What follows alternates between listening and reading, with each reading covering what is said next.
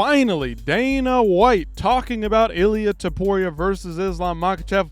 Fans, hardcore fans, casual fans have been waiting for this one for months and months and months. Of course, some people saying out there that Ilia Topuria was too small. He hadn't proven himself at lightweight. Now he's proven at lightweight, and now finally Dana White is admitting the fact that we need to make this fight happen. Of course, Islam Makhachev is going to be moving up to 170 pounds to face JDM at the end of this year, 2025. We'll have to wait and see when that fight eventually plays out, what the result will be. Will this fight happen at welterweight? Will it fight happen at 155? We're just going to have to wait and see. But finally, Dana White telling the media, telling the fans what we've all been waiting to hear, finally from the horse's mouth. Instead of John Jones for months and months and months, finally we're getting the two best fighters being mentioned by the big boss man himself. If Islam Makhachev wins the title, you have a super fight with him and Ilia Topuria immediately. The dream isn't dead, but is it too little too late? Let's take a listen to the big man Dana White himself on the Nelk Boys podcast the other day.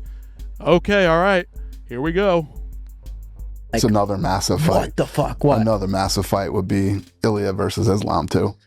Of course. Yeah.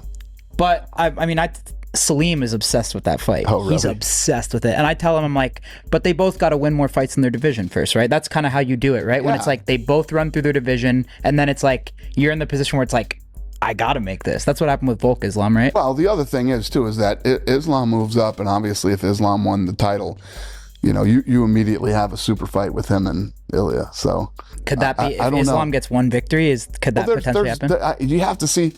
It's one thing to sit around. This is what the media always tries to do: sit around and talk about these fights before they happen, or, you know, hypothetically speaking. I don't like hypothetical. Mm-hmm. These are options that we have if things play out that way, but you never know what's going to happen. You know, I was hypothetically, dude, we had him in the same division at the same time. We could have had this fight at International Fight Week at UFC 317. It could have happened.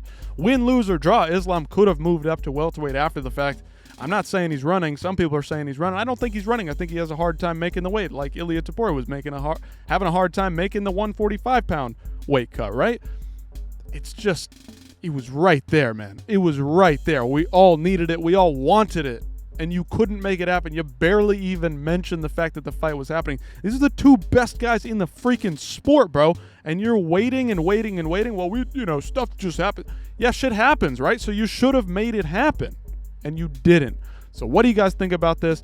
Can this happen at 170? Are you tired of this playing out? Will this ever happen? Will Ilia actually make that jump up to 170? The 10-pound difference from 45 to 55 is one thing, but a 15-pound jump up to 170, the dude's not that big, not that tall. Could he even do it? Islam Makhachev, can he get the 170-pound strap? That's the question going forward. So let me know what you guys think about this in the comments down below.